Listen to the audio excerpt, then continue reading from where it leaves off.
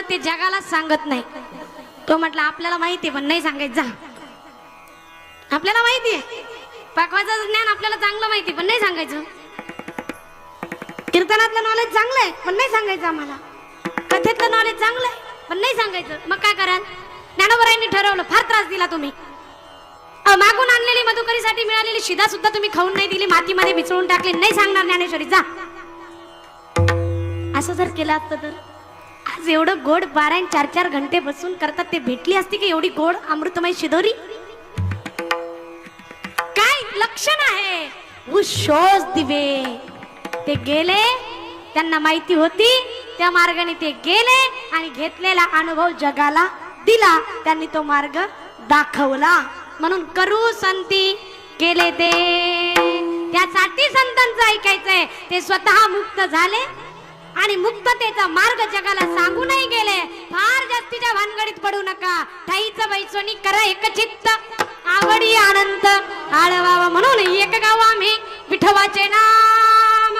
पण तुकोबरायांना विचारलं का महाराज, तुम्ही म्हणतात हे खरंय की एक पांडुरंग परमात्म्याचं नाम आपण घेतोय, पण मग दुसरीही साधनं आहेत ना?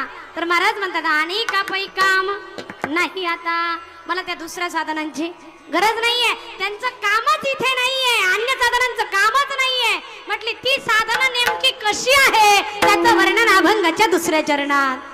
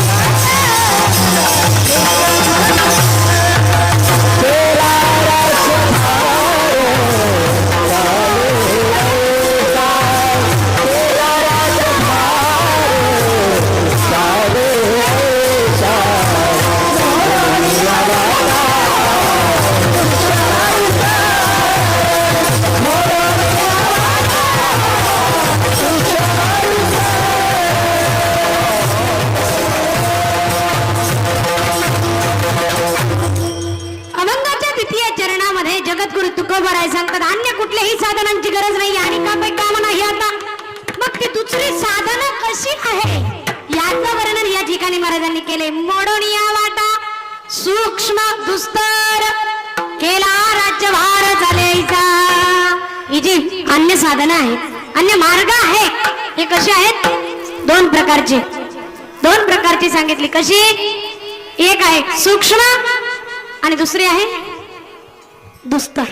सूक्ष्म आणि दुस्तर. तर यामध्ये सूक्ष्म मार्ग कोणता आहे आणि दुस्तर मार्ग कोणता आहे थोडस विश्लेषण करूया. पारमार्थिक साधनेमध्ये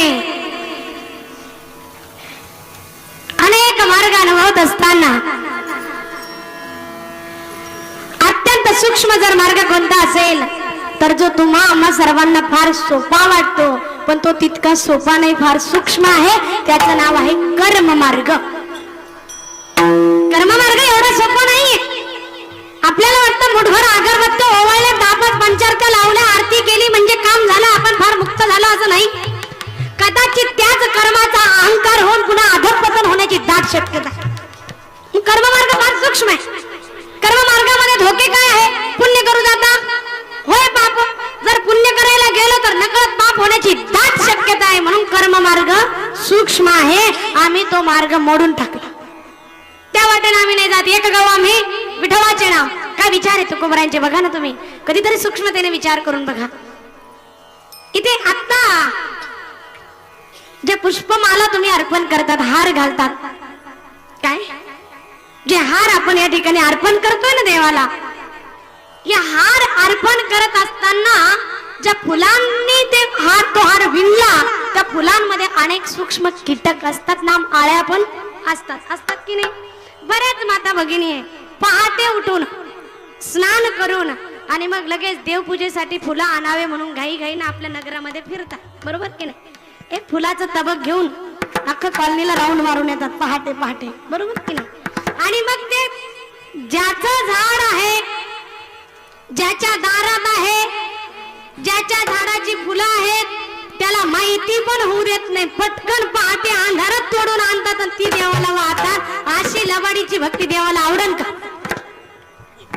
फुलं लोकांचे, त्याला न माहिती तोडून आणायचे ना. आज मी एवढ्या फुलांचा अभिषेक केला, काय कामाचा, नको वाहू म्हणा हा मोगरा अर्पणी ईश्वरा. नाही वाहिलं तर चालतंय, तुम्ही गुलाबच त्याला व्हायला पाहिजे असं काही नाही. त्याला त्याची इच्छा एकच आहे की तुझं मन गुलाब बनाव विठ्ठल.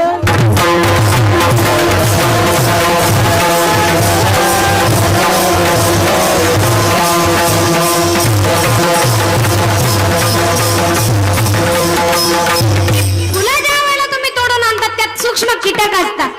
मला सांगा, तुम्ही भक्ती करायला निघालात, पुण्य करायला निघालात, पत्रम पुष्पम फलम तोयम, देवाने सांगितलं त्या पद्धतीने एक शुद्ध भाव आहे, देवाला समर्पित करण्यासाठी ते फुलं तुम्ही त्या ठिकाणी निवडले, व्हायला लागली. त्यावेळेला कळत नकळत त्यात असणाऱ्या बारीक जीव जंतूंचा आपल्या हाते नाश होतो, बरोबर की नाही. आता सांगा, त्या जंतूंना मार कान बिन पॅक केलेले लोक ऐकायला येत ना, हा सांगा. कळत नकळत फुलांमधले जंतू आपल्या हस्ते मारल्या गेले. पुण्य झालं की पाप झालं? शाबास. हे बारीक बारीक कीटक मारल्याचं एवढं पाप होतं, तर 4 पायाचं मारल्यावर केवढं पाप होत असं. हे एवढूच्या लेकराला कळत, शहाणाला कळालं तर 31 म्हणजे लक्षातच येईल मग कसं साजरं करायला पाहिजे म्हणून. फार टेंबा मिरवणं चालू आहे, happy new year, happy new year. आणि आम्हीच गडवे गातो. पुन्हा गुढीपाडव्याला आमचं पहिलं वर्ष असतंय, नवीन वर्षाभिनंदन आम्ही तेव्हा करतो. असं करून पुन्हा कॅलेंडरच्या नियमानुसार हॅपी न्यू इयर पुन्हा तसंही करतो. म्हणजे नेमके कोणत्या विचाराचे? तुका म्हणे कसे जसे असेल असे, तुका नाही म्हणे असे आपल्या आपणच म्हणे विठ्ठल.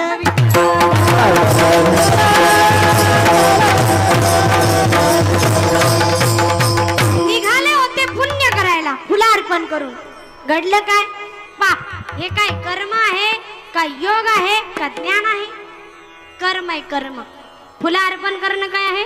कर्म आहे. अगरबत्ती औक्षण करणं कर्म आहे. आरती ओवाळणं कर्म आहे. जपमाळा धारण करून त्या ठिकाणी जप करणं कर्म आहे. हे सगळं कर्म करत असताना जप करणाऱ्याला एवढा राग येतो जर मध्ये कोणी डिस्टर्ब केलं तर. कदाचित इथं नसेल होत कोणाला तसं का? होत आहे, अनुभव आहे, मला खात्री आहे. कारण चंचलम ही मन कृष्ण प्रमाते बलवद्रढम. अत्यंत चंचल असणारं मन जपाच्या वेळेलाही थांबत नाही. आणि जप त्याच्यासाठीच आहे, मनातला विक्षेप दोष दूर करण्यासाठी जप आहे. मला दोष दूर करण्यासाठी तीर्थयात्रा आहे आणि आवरण दोष दूर करण्यासाठी चिंतन आहे. विठ्ठल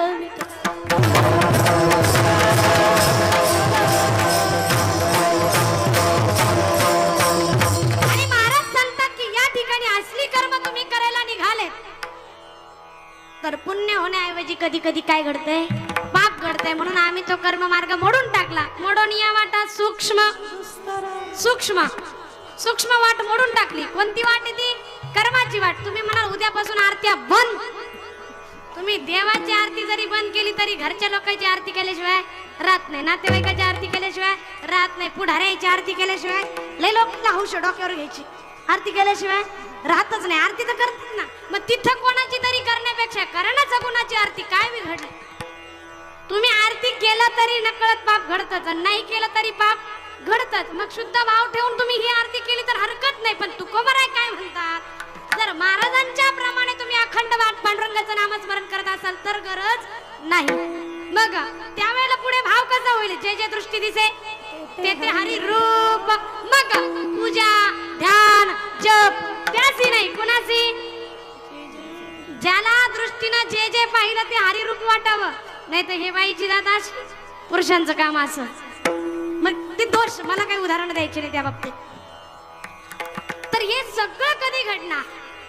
कर्म मार्गाने जाल तर निखळ पुण्यात हाती लागल असं काही सांगता येत नाही. तुकोबर आहे म्हणतात एवढा विचार करायला आमच्याकडे आयुष्य नाहीये, फार थोडं आयुष्य आहे, म्हणून त्यातला हा मार्ग देखील आम्ही मोडून टाकला. मोडून या वाटा सूक्ष्म, त्यानंतर मोडून या वाटा दुस्तर, दुसराही एक मार्ग आहे, दुसरी एक वाट आहे, ती देखील मोडून टाकली. कोणती वाट आहे ती? ती वाट आहे योग मार्गाची. कोणती वाट? योग मार्गाची. रामदेव बाबा की जय हो.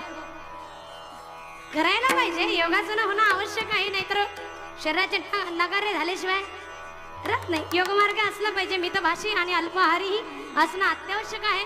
आणि अन्न जास्त खाण्यापेक्षा हवा भरपूर खा. हे कोण शिकवलं नाही बरं का, प्रॅक्टिकली अनुभव झाला. अन्न जास्त खाण्यापेक्षा हवा भरपूर खा, कारण जास्तीत जास्त एनर्जेटिक जर काय असेल तर ती साक्षात हवा आहे, वायू आहे.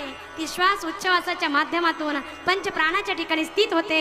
प्राण अपान व्यान उदान समान या पाचही ठिकाणी अव्याहतपणे सुरळीतपणे वायूचं या ठिकाणी चलन वलन आकुंचन गमन प्रसरण चालू राहावं, यासाठी योग मार्ग आवश्यक आहे. पण भगवत दर्शनासाठी दुस्तर मार्ग आहे हा, आरोग्यासाठी आवश्यक आहे. त्या बाबतीत आपण काहीही त्याचा दोष काढणार नाही. आरोग्यासाठी योग मार्ग अत्यंत आवश्यक आहे. दररोज 4 किलोमीटर चाललंच पाहिजे. किती जण चालतात इथे?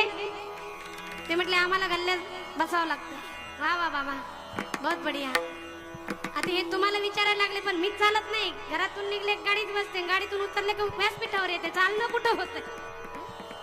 चालणं कमी आहे, चालवणं जास्त चाललंय. आणि ज्या दिवशी हे चालवणं कमी होईल त्या दिवशी चालणं वाटून जाईल. अजून काही अडचण येत नाही, तेवढी त्याची कृपा आहे. भरपूर एनर्जी भगवान परमात्मा पुरवतोय, तोपर्यंत चालवायचं आहे, नंतर आपणच चालायचं आहे. तर अन्नाने या ठिकाणी भरवण्यापेक्षा हवेने, श्वासाने, वायूने शरीरामध्ये आपण भरणा करणं आवश्यक आहे. हा झाला योग मार्ग. हा आरोग्याच्या दृष्टीने ठीक आहे, पण मायबाप आध्यात्मिक दृष्टीने जर तुम्हाला परम सत्यापर्यंत पोहोचायचं असेल तर योग मार्ग कठीण आहे. योग योग विधी वेणे नवे सिद्धी, योग योग विधी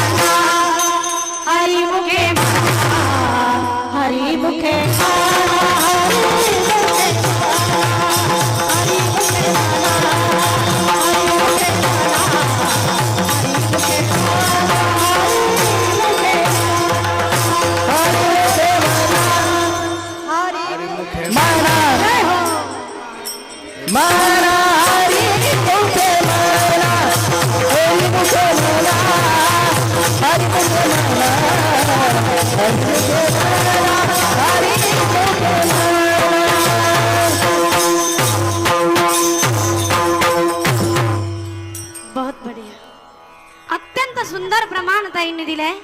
जो दुस्तर मार्ग आहे तो योग मार्ग आहे. आणि भगवान ज्ञानोबराय जरीही स्वतः योग मार्गी आहे तरी देखील इथे सांगतात योग याग विधी येणे नोहे सिद्धी, वायाची उपाधी धम्म धर्म. योगाची वाटा जो रिगाला गा सुबटा तया दुःखाचा चिवाटा भागाला. जो योग मार्गाने जाण्याचा प्रयत्न करील पदरात काय पडेल? दुःख पडेल. म्हणून तुकोबाराय म्हणतात असं दुःख स्वीकारण्याची आमची तयारी नाही, कारण आमच्याकडे आयुष्य फार कमी आहे. म्हणून एक गाव आम्ही विठोबाचे नाम एवढंच आम्ही स्वीकारतो, बाकी सगळ्या वाटा मोडून टाकल्या. कोणकोणत्या मोडून? या वाटा सूक्ष्म दुस्तर आणि या वाटा मोडून टाकल्या. महाराज म्हणतात जी स्वीकारली तो राजमार्ग आहे, राजमार्ग केला राज्यभार चाले ऐसा. ज्या राजमार्गाने तुम्ही निघालात का हो महाराज, ज्या राजमार्गाने तुम्ही निघालात त्या राजमार्गामध्ये तुम्ही काय काय अनुभवतात? महाराज अभंगाच्या 3ऱ्या चरणात लावणे मृदंगा श्रुती ताळ घोष, लावणे मृदंगा श्रुती ताळ घोष.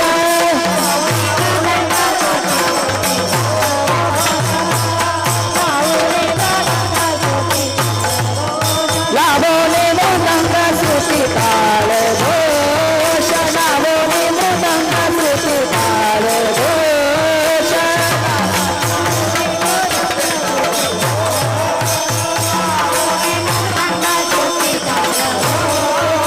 शिव ब्रह्मरस आवडीने, शिव ब्रह्मरस आवडीने, शिव ब्रह्मरस आवडीने. मोडोनिया माता सुषम दुपार, मोडोनिया माता सुषम दुपार.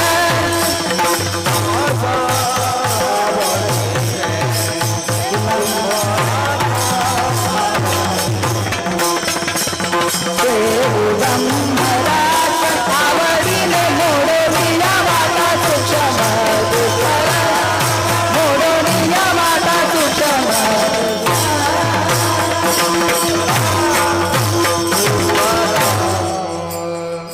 तृतीय चरणामध्ये जगद्गुरु तुकोबाराय सांगतात लावणी मृदंग श्रुती टाळ घोष सेवू ब्रह्मरस आवडीने. कसा सेवन करतात महाराज? तुमचं तर ब्रीद आहे एक गावा मी विठोबाचे नाम, हे तर सूत्र तुमचं ठरलेलं आहे. पुन्हा तुम्ही मृदंगही लावू म्हणतात. टाळ घोषामध्ये श्रुतीचा आधार असणार, श्रुतीचा सार असणार, पांडुरंगाचं नाम घेऊन ज्या मार्गाने चालला तो राजमार्ग आहे म्हणतात. नेमका कसा अनुभव घेतात घ्यायचा तुम्हाला? एक वेळ संप्रदायाच्या नियमाप्रमाणे या राजमार्गाने जायचंय आणि आराध्य दैवत पांडुरंग परमात्म्याचं भजन करायचंय. तयार? उपस्थित सर्व श्रोता सज्जन गायक वादक सोडून सर्वांनी आपापले 2 हात वर घ्यायचे. खूप छान, बहुत बढिया. ज्याच्यावर पांडुरंगाची कृपा आहे, ज्याला भगवान पांडुरंग परमात्म्याने 2-2 हात दिलेले आहे, लकवा कुणाला झालेला नाही, अर्थात पॅरालिसिस जर झालेला नसेल तर दोन्ही हात सरळ मोकळ्या मनाने वर घ्यायचे. टाटा नका करू मला, अजून नाही होत. आता सरळ घ्या वरती, सरळ सरळ. आजी घ्या, चष्मावाले आजी घ्या घ्या. काही होत नाही, अर्धाच मिनिटं भजन करायचंय आपल्याला. घड्याळ जास्त बोलू देत नाही. पटापट पटापट पटापट हात वर घ्यायचे, लवकरात लवकर भजन करायचंय आपल्याला. वा वा, बहुत बढिया. सर्वांनी मावशी तुमच्या हात खाली असल्यावर हे लोक म्हणून तुमचं डिपार्टमेंट ताई त्यांचा आपल्यावर लई रोष राहतो म्हणून आपण ध्यान देऊन, नाही तर पुन्हा उमऱ्याला हटकन लागायचं. घ्यात वर, सरळ स्ट्रेट, शाबास. डाव द्या काकड्यापर्यंत. असं होत नाही. शब्द दिले ना अर्धा मिनिट, अर्धाच मिनिटाचं भजन होणार आहे. सर्वांनी तालात ताल आणि स्वरात स्वर मिसळून महाराजांच्या सोबत भगवान पांडुरंग परमात्म्याचं आईसाहेबांच्या नामासहित सुंदर रीतीने भजन करायचंय. बोला महाराज. विठोबा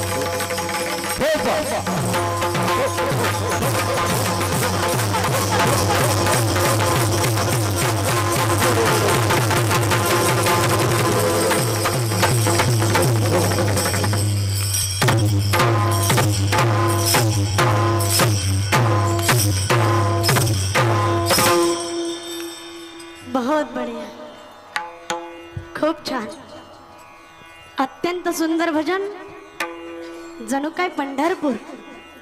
घ्या आता खाली.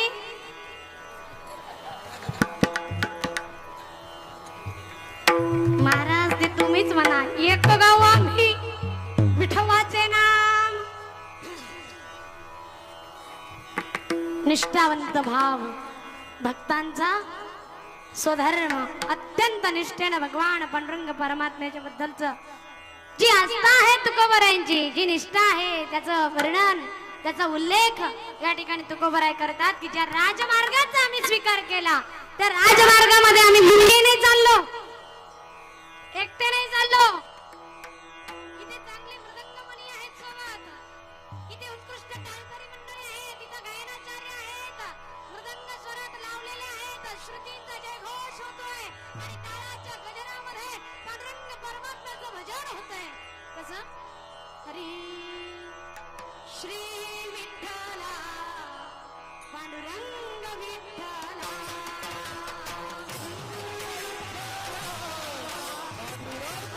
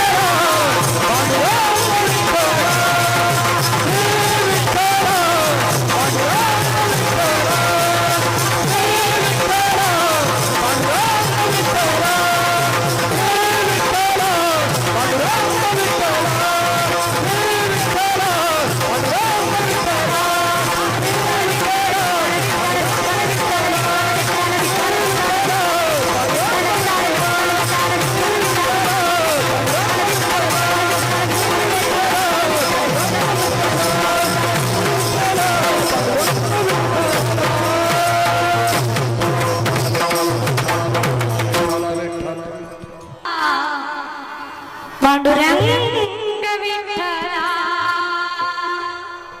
पांडुरंग विठ्ठला माया बाप विठ्ठला पांडुरंग विठ्ठला माया बाप विठ्ठला श्री विठ्ठला पांडुरंग विठ्ठला श्री विठ्ठला विठ्ठला लावणी मृदंग श्रुती टाळ घोष सेव ब्रह्मरस आवडणे. मला सांगा, हे भजन ऐकत असताना पांडुरंगाचं नाम घेत असताना हृदयात विराजमान असणाऱ्या कायाही पंढरी आत्मा हा विठ्ठल या पांडुरंगाचं स्मरण करताना मुखात विठ्ठलाचं नाम घेताना कुणाला आठवलं की मी आमदार आहे, मी खासदार आहे, मी बागायतदार आहे, मी एवढ्या मोठ्या जहागिरीचा मालक आहे, की मी कोणा क्षेत्रामधला फार मोठा प्रतिष्ठित असा व्यक्ती आहे, की कोणी मी मॅनेजर आहे, की कोणी काय असेल, कुणाला ध्यान आलं? कुणाला आपल्या घराचं बंगल्याचं गाडीचं कुणाला ध्यान आलंय? नाही, विसरले. लावणी मृदंग श्रुती टाळ घोष आता जो अनुभवला तो काय आहे? ब्रह्मरस आहे. महाराज म्हणतात सेवू ब्रह्मरस आवडीने. हा ज्याला आवडतो त्यांना संतांचे विचार आवडतात आणि संत फार सोपं सांगतात. एक गाव आम्ही विठोबाचे नाम आणि कापै काम नाही आता. अनेक साधनामध्ये जरी हे वेगवेगळे साधन आपल्या समोर मांडलेले असेल, तुकोबरायांनी सगळ्यांना गौण ठरवलंय आणि नाम साधनेला श्रेष्ठ सांगितले. का? अत्यंत अल्पावधीचं जीवन जगणारे आम्ही सगळे मनुष्य देहधारी जीव, फार तोडका असा आयुष्य आपल्याकडे. क्या भरोसा है इस जिंदगी का, क्या जीवन की पकड़ी आज, हाथों लिया नहीं तेरा घास. काय गॅरंटी? हातात घेतलेला घासही पोटात जाईल की नाही सांगता येत नाही. इतकं नॉन गॅरंटीड जीवन आपल्याकडे आहे. मग आपण भविष्यात कधीतरी काहीतरी करता येईल असा विचार करणं हा भाग वेगळा. आणि आम्ही नामस्मरण करण्यापेक्षा इतके होम हवन करतो, एवढे यज्ञ करतो. महाराज म्हणतात आता नाही रे ते जमणार. आता किती कोटी यज्ञ करायला वेळ नाहीये. तर एक जीव मुक्त होण्यासाठी सुंदर मार्गदर्शन जरी केलं तरी कोटी यज्ञाचं फळ महाराज या ठिकाणी लाभल्याशिवाय राहत नाही. कोटी यज्ञाचं फळ तर एक जीव जरी मुक्त करता आला तरी त्याला फक्त त्याच्या स्वरूपाचं ज्ञान करून देता यावं, त्याच्या लक्षात आणून देता यावं की अरे बाबा आधी देह काय, खरा देह संबंधी पसारा. तू विचार कर, आहे हा मी कोण? करा विचार, शोध घे मी कोण आहे याच्यातला. चालणारा फिरणारा मी आहे का? बोलणारा मी आहे का? दिसणारा मी आहे का? न दिसणारा जाणणारा मी आहे. न दिसणारा जाणणारा चैतन्य आत्मतत्व मी आहे हे जर कळालं तर त्याची भक्ती सफल झाली. आणि तिथपर्यंत जाऊ नये, अजून तो संभ्रमात राहील की मी या देहात आहे, देहाचा संबंध आहे म्हणून जन्म मरणाच्या दुःखाची मलाच जाणीव होईल, ते ज्ञान मलाच होईल म्हणून दुःख मला भोगावं लागेल. महाराज म्हणतात देहाचा आणि तुझा तर संबंध नाहीच, पण ज्या जगताच्या संबंधाने दुःख येतो म्हणतो तो जगत सुद्धा सत्य नाही. म्हणून जीव सत्य आहे, ब्रह्म सत्य आहे, जगत मिथ्या आहे. जीव आणि ब्रह्म भिन्न नाही, एकच आहे. ब्रह्म सत्य, जगन मिथ्या, जीव ब्रह्मेव नापरः. इथपर्यंत जर गेला ना महाराज, फक्त विचाराने गेला, पण हाही मार्ग कठीण वाटतो. सगळ्यांची बौद्धिक बुद्ध्यांक सगळ्यांचा सारखा नाहीये, बौद्धिक स्तर सगळ्यांचा सारखा नाहीये. म्हणून सगळ्यांना आत्मज्ञान कळेलच, रुचेलच, पटेलच, पेलवेलच असं काही सांगता येत नाही. म्हणून नाम घेणं किती सोपं आहे. भगवंताचं नाम घेणं अत्यंत सोपं आहे. आणि महाराजांनी सांगितलं की जे नाम, जे दैवत माझं आराध्य दैवत आहे त्या माझ्या पांडुरंग परमात्म्याचं जर नाम घेतलं तर दोषाची, पापाची, पर्वत जळतात. घेताना विठोबाचे पर्वत जळती पापाचे, पर्वत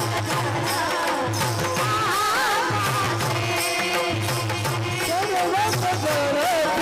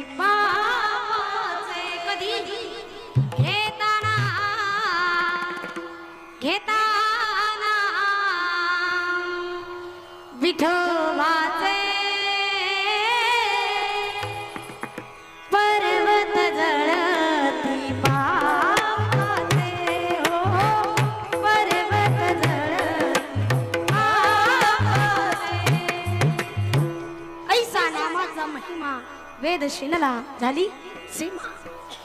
हे नामाचं महत्व आहे. किती महत्व आहे. दरोडे खोराने घेतलं नाम, सरळ नाही उलट घेतलं तरी देखील कोळियाची कीर्ती वाढली गहन. केले रामायण रामादी, केले रामायण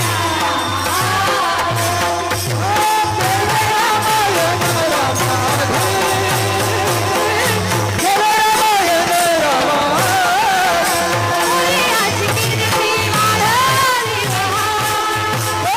कोळियाची कीर्ती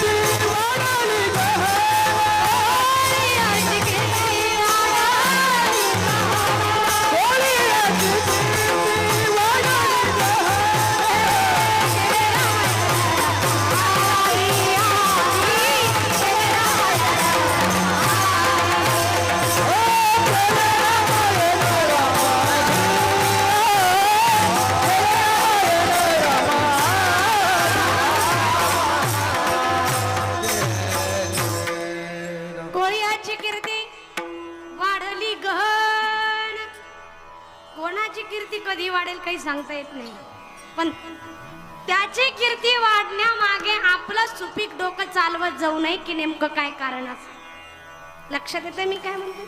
मग ती कोळ्याची असो की भोळ्याची असो, कोणाची जरी कीर्ती वाढली, त्याचं पद वाढलं, त्याचा लौकिक वाढला, त्याची प्रतिष्ठा वाढली, जे काही असेल ते जर वाढत असेल तर अन्नमान धन हे तो प्रारब्ध अधीन. आपण कुणीही विनाकारण लांछन लावून त्या ठिकाणी दोषास कारणीभूत ठरू नये. विनाकारण याला त्याला आपण दोष देऊन आणि काहीतरी आपल्या चुकीच्या स्वभावाचं प्रदर्शन करू नये. मी काय म्हणते लक्षात येते आपल्या. म्हणून कोळ्याची कीर्ती वाढली, पण कधी त्याने का होईना नारदाचं ऐकलं तेव्हाच ना. करुणी सायाचं शिकविते असे शिकवणारे संत जीवनात आले तर दरोडेखोऱ्याचं देखील देवाच्या अवताराच्या आधी रामांनी लिहिण्याचा अधिकार त्या ठिकाणी वाढला जातो. पण त्याच्यासाठी कोणाचं ऐकावं लागलं. संतांचं. त्याच्या जीवनात जो काही बदल झाला, कोण जीवनात आलं. सद्गुरू जीवनात आले. म्हणून संत जीवनात येणं अत्यावश्यक आहे. ते तुम्हाला कळतात की न कळतात तो भाग वेगळा आहे. आणि म्हणून भगवंताच्या नामाची ताकद एवढी आहे की उलट मरा मरा मरा मरा मरा मरा मरा मरा मरा मरा मरा मरा मरा मरा म्हणता म्हणता राम नामाचा एवढा व्याहत जप झाला असं सांगितलं जातं की वाल्या कोळ्याच्या अंगावर वारूळ तयार झालं, परंतु जप खंडन झालं नाही. आमचं पारायणाला बसल्या बसल्या देवपूजा करून जर आमच्या 10 ओव्या वाचण्याचा नियम आहे, तितक्यात जर सुनबाईना बशीवर पादळला की आमचा ग्रंथ गुंडाळला. आमचे नियम असे आहेत. तरी म्हणतो एवढं रोजची पोथी वाचून काही बदल होत नाही. तर आतून नाहीये, वरतून वारूळ तयार झालं तरी जपामध्ये खंडना नाही आहे. एवढं तप, एवढी साधना, एवढं नामनिष्ठ ज्यांची, तो दरोडेखोर जरी असला तरी वाल्मिकी ऋषी ठरला की नामाची ताकद आहे. विठ्ठल